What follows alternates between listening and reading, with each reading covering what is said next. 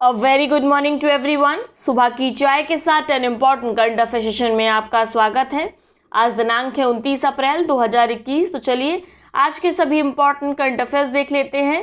पहला प्रश्न है, दिल्ली कैपिटल के किस भारतीय खिलाड़ी ने निजी कारणों से आईपीएल से अपना नाम वापस ले लिया है? तो हाल ही में रविचंद्रन अश्विन जो कि दिल्ली कैपिटल से खेलते थे, इन्होंने आईपीएल से अपना नाम निजी कारणों के चलते वापस ले लिया है। चूंकि ये भारतीय हैं इसलिए इनका नाम याद रखिएगा। इसके साथ ही आप जानते हैं देसी विदेशी कुल 6 या 7 खिलाड़ियों ने अपना नाम आईपीएल से वापस लिया है, जिनमें शामिल हैं बेन स्टोक्स और एंड्रयू टाई भी। याद रखेंगे। अगला प्रश्न देखते हैं, पद्मश्री अवार्ड सम्मानित किस साहित्यकार का कोरोना की चपेट में आने से 73 वर्ष की उम्र में निधन हो गया है? तो इनका नाम है मंजूर मेहतेशाम। इन्हें सम्मानित किया जा चुका है पद्मश्री अवार्ड से और हाल ही में कोरोना के चलते इनका निधन हो गया है। इनकी कहानी का नाम क्या है जिससे इन्हें प्रसिद्धि मिली? तो नाम याद रखिएगा, उसका नाम है रमजान में मौत। ठीक है, इसी कहानी के कारण मंजूर मेहतेशाम को प्रसिद्धि मिली। तो इम्पॉर्टेंट है कहानी का नाम याद रखना, याद रखिएगा। अगला प्रश्न है, किस सशस्त्र बल ने लद्दाख इग्नाइटेड माइंड नामक उत्कृष्टता केंद्र और कल्याण केंद्र को लॉन्च किया है? तो हाल ही में लॉन्च किया गया है लद्दाख में लद्दाख इग्नाइटेड माइंड्स को। ये क्या है? एक उत्कृष्टता केंद्र और कल्याण केंद्र है। किसके द्वारा इसको लॉन्च किया गया है? भारतीय सेना के द्वारा। मोस्ट इम्पॉर्टेंट याद रखिएगा, इसका उद्देश्य लद्दाखी छात्रों के लिए बेहतर शैक्षिक अवसर उपलब्ध कराना है, उन्हें बेहतर शैक्षिक अवसर प्रदान करना है। क्लियर। अगला प्रश्न देखते हैं, विश्व प्रतिरक्षण सप्ताह वर्ल्ड इम्यूनाइजेशन वीक 2021 की थीम क्या है? इसको लगा लीजिए, मोस्ट इम्पॉर्टेंट थीम है वैक्सीन ब्रिंग्स अस क्लोजर। ठीक है, ये थीम है। ये किसके द्वारा सप्ताह मनाया जाता है? तो ये मनाया जाता है विश्व भर में। और इसको कौन मनाता है? तो याद रखेंगे WHO। ठीक है, प्रत्येक वर्ष अप्रैल के अंतिम सप्ताह में विश्व प्रतिरक्षण सप्ताह का आयोजन किया जाता है WHO के द्वारा। इसका उद्देश्य सभी उम्र के लोगों को बीमारी से बचाने के लिए टीकाकरण की उपयोगिता से अवगत कराना है। याद रखेंगे, मोस्ट इम्पॉर्टेंट है। साथ में याद रखेंगे, प्रत्येक वर्ष साल के अंतिम सप्ताह में मनाया जाता है विश्व प्रतिरक्षण सप्ताह। ठीक है, थीम क्या है? Vaccine brings us closure. Clear. अगला प्रश्न देखते हैं, विश्व का सबसे शक्तिशाली जलवायु परिवर्तन पूर्वानुमान सुपर कंप्यूटर किस देश में बनाया जाएगा? तो यह महत्वाकांक्षी प्रोजेक्ट है ब्रिटेन का और इसने दावा किया है कि विश्व का सबसे शक्तिशाली जलवायु परिवर्तन पूर्वानुमान सुपर कंप्यूटर बनाएगा। क्लियर। याद रखिएगा, कंफ्यूजन हो सकती है जापान और चीन से, तो आपको याद रखना है इसका सुपर कंप्यूटर कौन बनाने वाला है? ब्रिटेन। अगला प्रश्न है, सर्वश्रेष्ठ निर्देशक के लिए ऑस्कर जीतने वाली पहली अश्वेत महिला कौन बन गई है? तो इनका नाम है क्लो झाओ। और किस फिल्म के निर्देशन के लिए इन्हें दिया गया है ऑस्कर अवार्ड? तो आप जानते हैं फिल्म का नाम है नोमैडलैंड। ठीक है, याद रखिएगा। इसके साथ याद रखेंगे ये कौन से नंबर के ऑस्कर अवार्ड थे? तो याद रखना है 93 नंबर के। और ये न केवल पहली अश्वेत महिला है बल्कि अगर वैश्विक दृष्टि से देखा जाए तो वैश्विक दृष्टि से दूसरी ऐसी महिला निर्देशक हैं जिन्हें सम्मानित किया गया है ऑस्कर अवार्ड से। अब प्रश्न उठता है कि पहली महिला कौन थी विश्व की जिन्हें निर्देशन के क्षेत्र में ऑस्कर अवार्ड दिया गया? तो इनका नाम ज़रूर याद रखेंगे। इनका नाम था कैथरीन बिगैजो, जिन्हें ऑस्कर अवार्ड से सम्मानित किया गया था। यह विश्व की पहली महिला निर्देशक थी। फिल्म का नाम क्या था? The Hurt Locker. याद रखेंगे, सभी पॉइंट्स इंपॉर्टेंट है, नोट कर लीजिए। अगला प्रश्न है, उड़िया और अंग्रेजी के प्रसिद्ध लेखक का निधन हो गया है, उनका नाम क्या था? ये है मोस्ट इम्पॉर्टेंट, इनका नाम ज़रूर याद रखिएगा।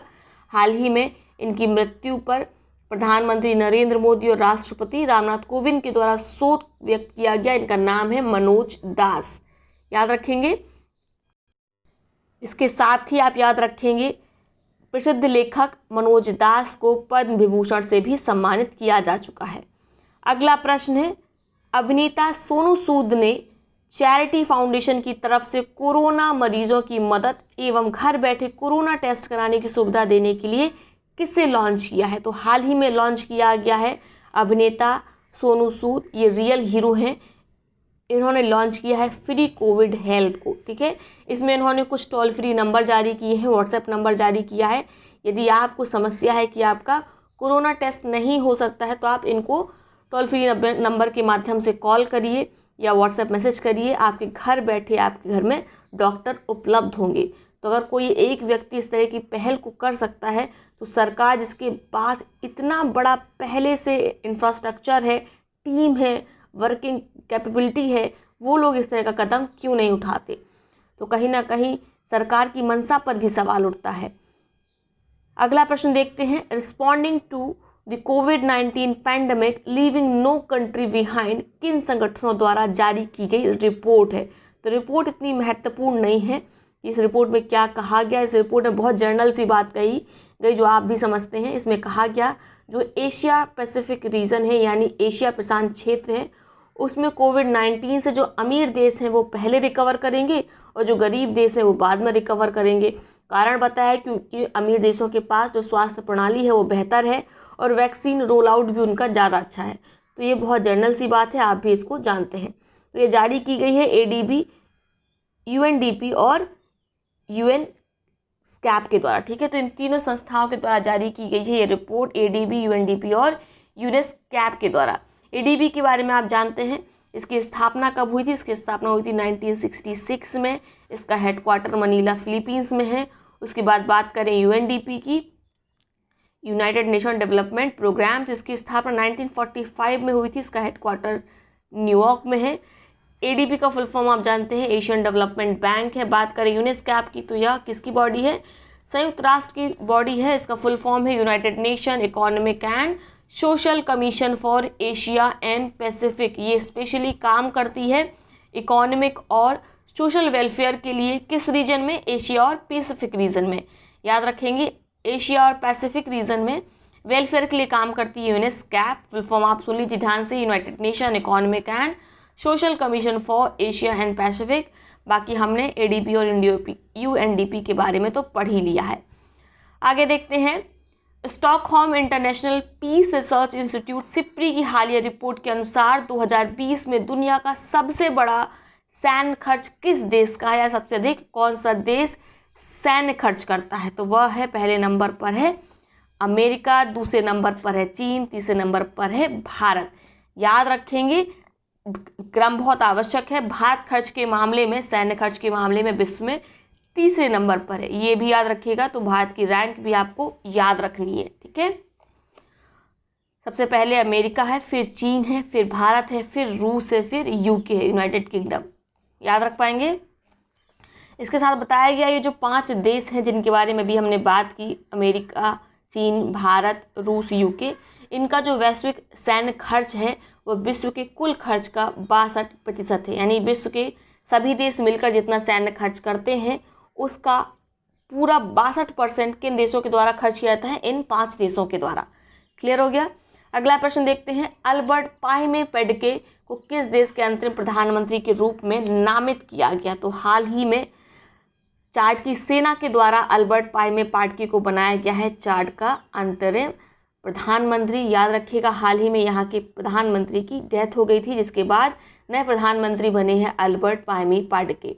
पूछा जा सकता है, याद रख सकते हैं। अगला प्रश्न है, चीन के पहले मार्स रोवर का नाम क्या है। जिसका नाम है जुरोंग, ठीक है, जुरोंग नाम है चीन के मार्स रोवर का। अगला प्रश्न है, बार्सिलोना ओपन क्ले कोर्ट में किस खिलाड़ी ने अपने करियर का 12वां बार्सिलोना ओपन खिताब जीत लिया है। तो ये और कोई नहीं है, राफेल नडाल। इन्होंने हाल ही में जीता है बार्सिलोना ओपन क्ले को, यह इनका 12वां बार्सिलोना ओपन है। मोस्ट इम्पॉर्टेंट, इसको याद रखिएगा, राफेल नडाल से संबंधित प्रश्न अक्सर परीक्षाओं में पूछे जाते हैं। तो यहीं पे कंप्लीट होते हैं हमारे आज के सभी करंट अफेयर्स। अब देखते हैं आज के उन प्रश्नों को जिनका जवाब आप कमेंट बॉक्स में देंगे। तीनों प्रश्नों का जवाब एक ही कमेंट में लिखिएगा। जिसका जवाब सबसे पहले सही सटीक आएगा उसके कमेंट को पिन किया जाएगा, साथ में उसका नाम अगले वीडियो में लिया जाएगा। तो देखते हैं आज के पहले प्रश्न को। पाकिस्तान के किस क्रिकेटर ने T20 क्रिकेट में सबसे तेज 2000 रन बनाने के मामले में विराट कोहली का रिकॉर्ड तोड़ दिया है। आपके विकल्प हैं बाबर आजम, एंड्रयू टाई या क्रिस मॉरिस, या इनमें से कोई नहीं। कसम से पाकिस्तान में इस अवसर पर उत्सव का माहौल होगा। दूसरा प्रश्न है, भारत और फ्रांस की नौसेनाओं के बीच अरब सागर में 3 दिवसीय युद्धाभ्यास चल रहा है, उसका नाम क्या है? आपके विकल्प हैं वरुण, डस्टलिक, मेगा सुपर पावर या इनमें से कोई नहीं। तीसरा और अंतिम प्रश्न है जिसका जवाब आप कमेंट बॉक्स में देंगे। हिंदुस्तानी शास्त्रीय संगीत के दिग्गज का कोरोना की चपेट में आने से 70 वर्ष की उम्र में निधन हो गया, उनका नाम क्या था? आपके विकल्प हैं प्रियंक भारद्वाज, नीतू मौर्य, राजन मिश्र या इनमें से कोई नहीं। तो ये तीनों प्रश्न हो गए। अब देखते हैं उन पिछले प्रश्नों को जिनका सबसे पहले सही सटीक जवाब दिया गया आलोक रंजन जी के द्वारा। आलोक रंजन की कमेंट को ऑलरेडी पिन किया जा चुका है। पहला प्रश्न था, हाल ही में बोआओ फोरम फॉर एशिया वार्षिक सम्मेलन 2021 का उद्घाटन समारोह कहाँ आयोजित किया गया? तो इसका समारोह आयोजित किया गया बोआओ शहर में, बोआओ फोरम फॉर एशिया। ठीक है, यह बिल्कुल वैसा ही फोरम है जैसे आपका वर्ल्ड इकोनॉमिक फोरम है।